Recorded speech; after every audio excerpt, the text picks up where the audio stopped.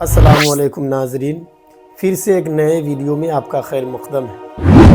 آج کی اس ویڈیو میں بہت مشہور نبی حضرت نوح علیہ السلام کے بارے میں بات کریں گے۔ حضرت نوح علیہ السلام اپنے قوم سے کیوں ناراض ہوئے؟ طوفان نوح کیوں آیا؟ نوح علیہ السلام کے ساتھ کتنے لوگ کشتی میں سوار ہوئے؟ حضرت نوح علیہ السلام کا بیٹا کشتی میں کیوں سوار نہیں ہوا؟ حضرت نوح علیہ السلام کی عمر کتنی تھی؟ آج ان سارے سوالوں کا جواب اس ویڈیو میں آپ کو ضرور ملے گا۔ حضرت نوح علیہ السلام اور حضرت آدم علیہ السلام کے درمیان 10 صدیوں کا فاصلہ ہے۔ حضرت نوح علیہ السلام کا سلسلہ نسب یہ ہے: نوح بن لامک بن متوشلہ بن خنوخ بن یرد بن مہلا بن قنسین بن انوش بن شیس بن آدم۔ آپ علیہ السلام نے 40 سال کی عمر میں اعلان نبوت فرمایا۔ آپ نے 9.5 سال اپنی قوم کو تبلیغ فرمائی۔ طوفان نوح کے بعد 250 سال زندہ رہے۔ اس طرح آپ کی کل عمر 1240 سال بنتی ہے۔ حضرت نوح علیہ السلام کو اللہ تعالیٰ نے جب مبعوث فرمایا، اس وقت قوم نوح بت پرستی کی لعنت میں مبتلا تھی۔ اللہ تبارک و تعالیٰ کے متعلق عجیب و غریب نظریات پائے جاتے تھے۔ اب ہم جانتے ہیں کہ بت پرستی کیوں شروعات اور کیسے ہوئی۔ حضرت محمد بن قیس رضی اللہ تعالیٰ عنہ سے روایت ہے کہ آدم اور نوح کے درمیانی صدیوں میں اللہ کے کچھ نیک بندے بہت شہرت رکھتے تھے۔ جب وہ بندگان خدا رحلت فرما گئے تو ان کے ماننے والے نے سوچا کہ اگر ہم ان کی تصویریں بنا لیں تو ان تصویروں کو دیکھ کر اللہ کے ان بندوں کو یاد کریں گے تو شوق عبادت بڑھے گا اور ہم عبادت الہی میں کوتاہی نہیں کر سکیں گے۔ یہ سوچ کر انہوں نے تصویریں بنا لی۔ جب یہ لوگ بھی وفات پا گئے تو ابلیس چپکے سے بعد والوں کے پاس آیا اور انہیں بتایا کہ تمہارے اسلاف ان تصویروں کی عبادت کرتے تھے اور انہی تصویروں کے وسیلے سے ان پر بارشیں ہوتی تھیں۔ یہ سن کر نئی نسل نے ان تصویروں کی عبادت شروع کر دی۔ الغرض اللہ تعالیٰ نے جب نوح علیہ السلام کو مبعوث فرمایا تو دور دور تک کفر کا دورہ تھا اور بت پرستی عام تھی۔ چنانچہ اللہ تعالیٰ کی طرف سے جب حضرت نوح علیہ السلام کو حکم ملا کہ وہ لوگوں کو بت پرستی سے روکے اور اللہ کی عبادت کی طرف راغب کرے، گناہوں سے باز رکھنے کی ترغیب دیتے رہیں اور اللہ تعالیٰ کے عذاب سے اپنی قوم کو ڈراتے رہیں۔ حضرت نوح علیہ السلام اپنی قوم سے فرمایا: اے میری قوم، میں تمہارے لیے ظاہری طور پر ڈر سنانے والا ہوں کہ اللہ کی بندگی کرو، اس سے ڈرو اور میرا حکم مانو۔ وہ تمہارے گناہ بخش دے گا اور مقرر میعاد تک تمہیں مہلت دے گا۔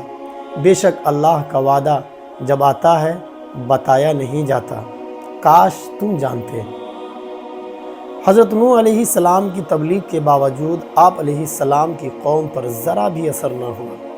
وہ آپ علیہ السلام کے سامنے انگلیاں کانوں میں ڈال لیتے تھے تاکہ آپ علیہ السلام کے وعظ کا کوئی لفظ ان کے کانوں میں نہ پڑ سکے، اور آپ علیہ السلام کو دیکھتے ہی نفرت سے اپنے منہ پر کپڑا ڈال لیتے۔ اس قدر آپ کی قوم کے لوگ آپ سے نفرت کرنے لگے۔ حضرت ابن عباس رضی اللہ تعالیٰ عنہ سے روایت ہے کہ حضرت نوح علیہ السلام کی قوم نے آپ علیہ السلام کو مار مار کر شدید زخمی کر دیا اور آپ علیہ السلام کو چھوٹے کپڑے میں لپیٹ کر آپ کے گھر پھینک دیا اور یہ خیال کیا کہ آپ علیہ السلام فوت ہو چکے ہیں، لیکن آپ علیہ السلام اسی حالت میں نکل کر پھر انہیں دعوت حق دینے لگے۔ غرض کہ قوم نوح حضرت نوح علیہ السلام اور ان کی تبلیغ سے اس قدر نفرت کرنے لگی اور اس قدر دشمنی پر اتر آئی، جس کا اندازہ اس بات سے لگا سکتے ہیں کہ جب ان کی ایک نسل گزر جاتی تو وہ جاتے جاتے اپنے بیٹوں کو وصیت کر جاتے کہ تم پر اللہ کے اس نبی نوح کی مخالفت لازم ہے، کچھ بھی ہو تم ایمان نہیں لاؤ گے اور ہر صورت اس دن کو جھٹلاؤ گے۔ حضرت نوح علیہ السلام نے جب اپنی قوم کی اس انتہا پسندی، اسلام دشمنی، ہٹ دھرمی، کفر و شرک پر شدت اور اپنے لیے ان کے دلوں میں نفرت محسوس کی تو آپ علیہ السلام غمگین و پریشان ہوئے اور اپنے رب سے عرض کی تو اللہ نے ارشاد فرمایا: اے نوح، اب تمہارے قوم سے کوئی مسلمان نہ ہوں گے جتنے ایمان لانے والے تھے وہ لا چکے ہیں۔ تم غمگین نہ ہو اس پر وہ جو کرتے ہیں، ان قریب آپ کو فتح ہوگی اور قوم اس عذاب کا مزہ چکھ لے گی جس سے آپ نے انہیں ڈرایا تھا۔ قرآن پاک میں کئی مقامات پر اس عذاب کا ذکر کیا گیا ہے۔ اللہ تعالیٰ نے جب قوم نوح پر عذاب نازل فرمانے کا ارادہ فرمایا تو حضرت نوح علیہ السلام کو ایک کشتی تیار کرنے کا حکم دیا تاکہ وہ اس کے ذریعے اپنا اور اپنے ساتھ اہل ایمان کو بچاؤ کر سکے۔ حضرت نوح علیہ السلام جب اللہ تعالیٰ کے حکم سے ایک کشتی بنا رہے تھے تو آپ علیہ السلام کی قوم آپ سے پوچھتی کہ اتنی بڑی کشتی کا کیا کرو گے؟ تو آپ علیہ السلام انہیں جواب دیتے کہ یہ سیلاب میں کام آئے گی۔ یہ سن کر آپ علیہ السلام کی قوم آپ کا مذاق اڑاتی کہ یہاں تو کوئی دریا و سمندر موجود نہیں، تو اتنی بڑی کشتی بنانا کہ سیلاب میں کام آئے گی، بڑی بے وقوفی ہے معاذ اللہ۔